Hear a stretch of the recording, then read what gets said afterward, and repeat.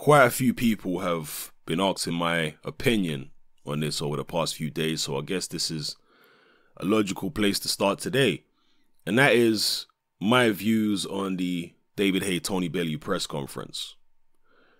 Now, as far as the back and forth verbal altercation between the two fighters themselves and the little handbags at the face-off, that was all to be expected. Tony Bellew is a very volatile character. As we know, we've seen him have handbags at face-offs with many fighters before, Adonis Stevenson and just numerous others. So we expect that from Bellew, even though it was David Haye apparently that threw the punch. And yeah, the verbal altercation. Both Bellew and Haye know what it takes to sell a fight.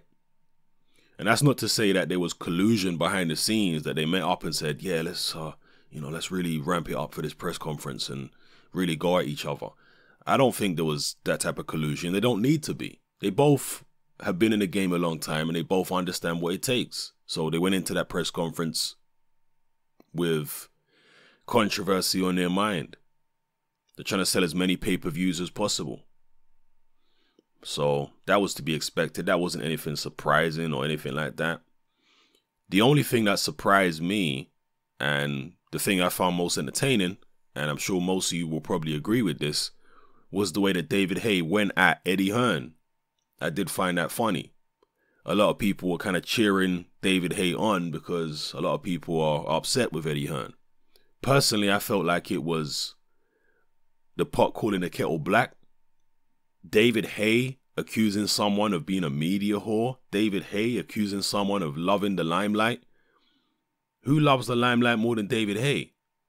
And people have been saying, oh, well, David Haye's a fighter, so he gets a pass. Well, when David Haye was inactive, when he wasn't fighting, when he was officially, quote unquote, retired, he was still talking rubbish about other fighters. Just think about all the things he said about Tyson Fury, for example. Ridiculous things. He said that Tyson Fury would never fight Klitschko the first time around. And all this stuff he was saying while he was inactive. So, no, I think it's hypocritical of David Haye to say the things that he said to Eddie Hearn. Whether they have any validity or not is not the point. I'm just saying it's hypocritical. It's the pot calling the kettle black.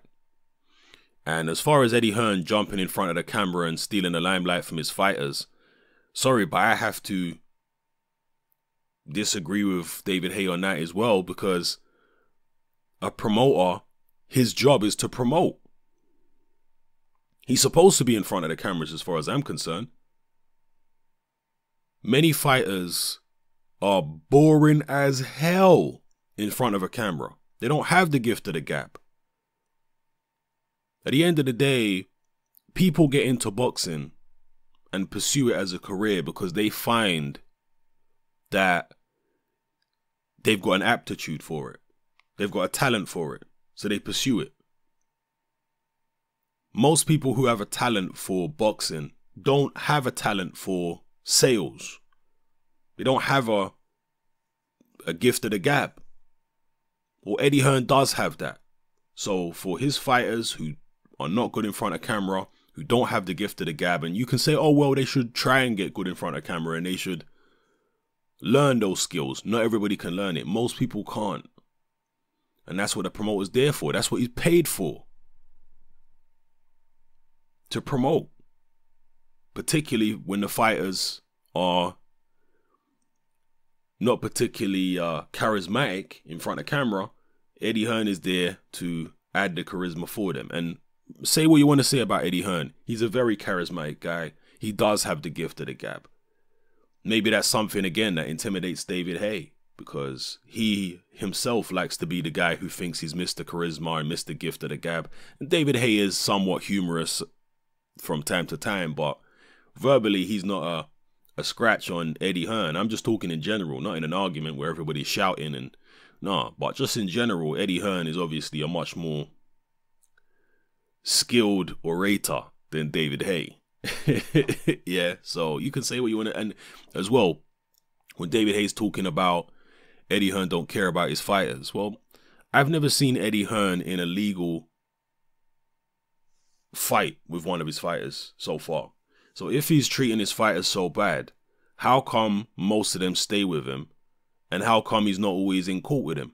Because you look at Frank Warren, for example, I've lost count even just over the past 6 years. I've lost count of the amount of fighters that Frank Warren has been in legal situations with.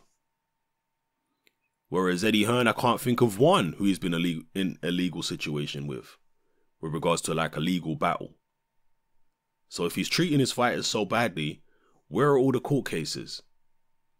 And people talk about him matching his fighters too tough and putting them in fights he knows they can't win. Well, his fighters agreed to take those fights. He don't force them into those fights, for the most part anyway. I mean, he didn't force Kell Brook to take on Golovkin. Kell Brook agreed to take on that fight. And here's the thing, with Eddie Hearn, it's like when he has a fighter like Joshua, everybody's screaming and saying, he's protecting his fighters. And there are other fighters as well where people say he's protecting his fighters, he's a terrible promoter. And then when he matches them tough, they say, he's, he don't care about his fighters, he's matching them too tough, he knows they're going to lose. It's a bit ridiculous. At the end of the day, the fighters are offered the opportunities, and if they don't want to take the opportunities, then that's down to them. Now, what I will say is that there has been a bit of a change in Eddie Hearn's attitude towards his fighters over the past few months, where he's been openly saying in interviews that he is going to match some of his fighters tougher. And on Eddie Hearn's recent show, a number of his fighters lost quite badly. So some people are going to look at that and say, well, that's terrible. Other people are going to say that's good. It is what it is. But until I see Eddie Hearn constantly in legal wranglings with fighters and whatnot, then I just don't buy this idea that he don't care about his fighters. His fighters must be somewhat happy, or they wouldn't stay with him, and then he'd have a lot more problems with them than he actually has.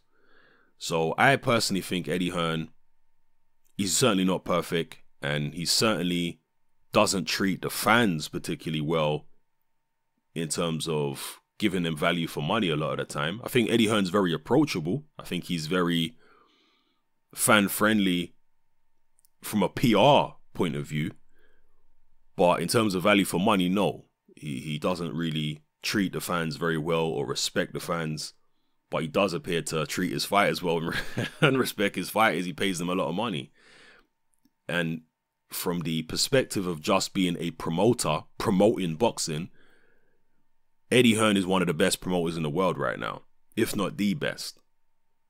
If you're just talking about promoting events, all you have to do is look at the numbers that Eddie Hearn does. For a country as small as the United Kingdom, 60 million people, look at the amount of pay-per-view buys that Eddie Hearn does. Look at the types of event that Eddie Hearn is able to sell. I mean, he sold British title fights as pay-per-view before, the Anthony Joshua Dillian White fight. That's unbelievable. And I'm not saying that it's a good thing at all, but I'm just saying that is an indication of how good a salesman Eddie Hearn actually is, that he's able to sell mutton dressed as lamb. He's able to sell rat meat dressed as lamb, never mind mutton. So obviously a large part of the job of a promoter is being a salesman, and Eddie Hearn is maybe the best in the business at selling events to the public. He's very, very good at that. And very good at promoting fighters, talking his fighters up, saying this guy's the best thing since sliced bread, so on and so forth. So those are my thoughts on the press conference. The altercation between Haye and Hearn was funny. Don't get it twisted. It was definitely funny. I laughed. I rewatched it several times.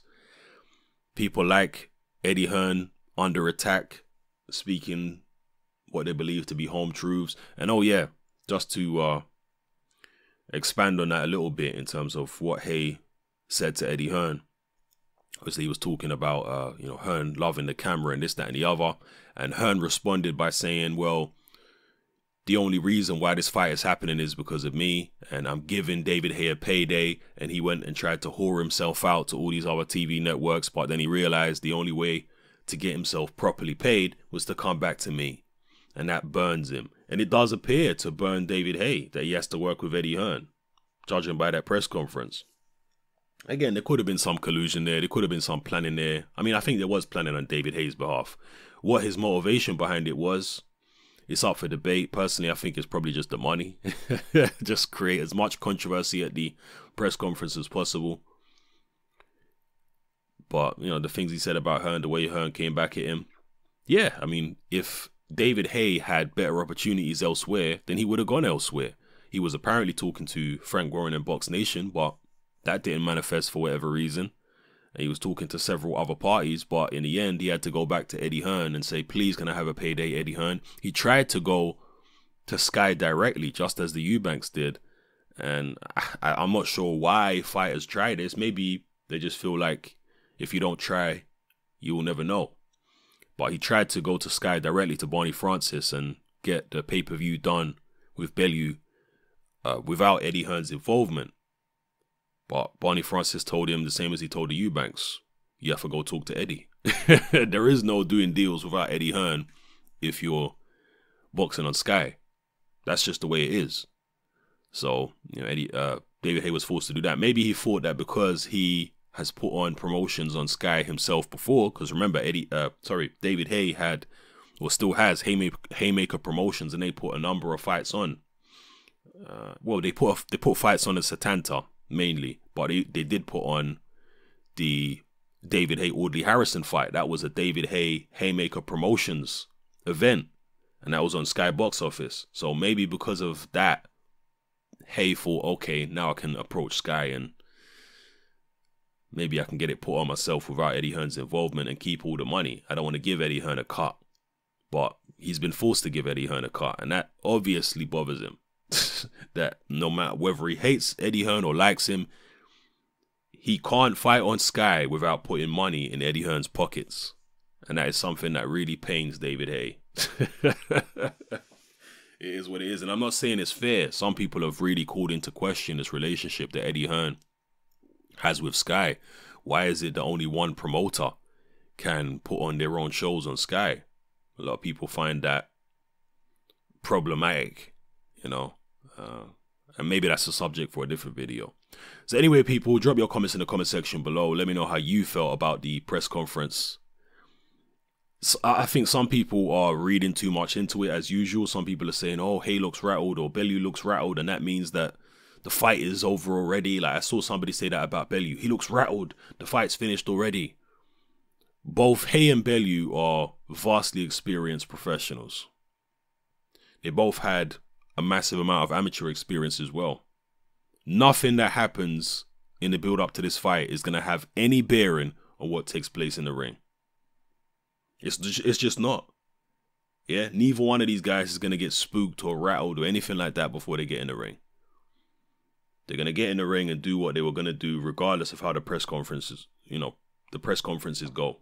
It's going to make no difference. They're far too experienced to be thrown off by something that happens before a fight at this stage. Far too experienced. So don't read into who looks rattled, this, that, and the other.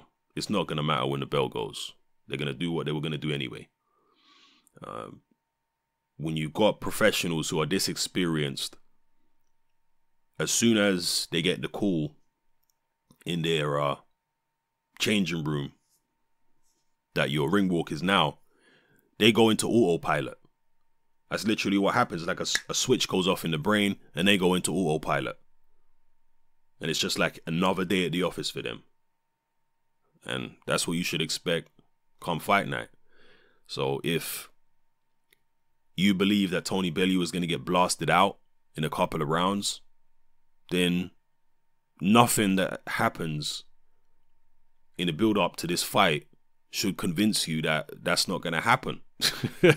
Like, unless you see something in training footage or somebody gets an injury or something like that. But in terms of the demeanor of both fighters and the mindset, if you believe Bellew's getting blasted out early, then stick with that, really, because there's nothing that's going to happen from between now and the fight that will change that. David Haye's mindset is going to be the same as it always is when he steps into a boxing ring. He's trying to knock you out and he's trying to get paid. So it is what it is. Let me not waffle on for too long. Let me know how you feel. It's your boy Hartman. I'm out.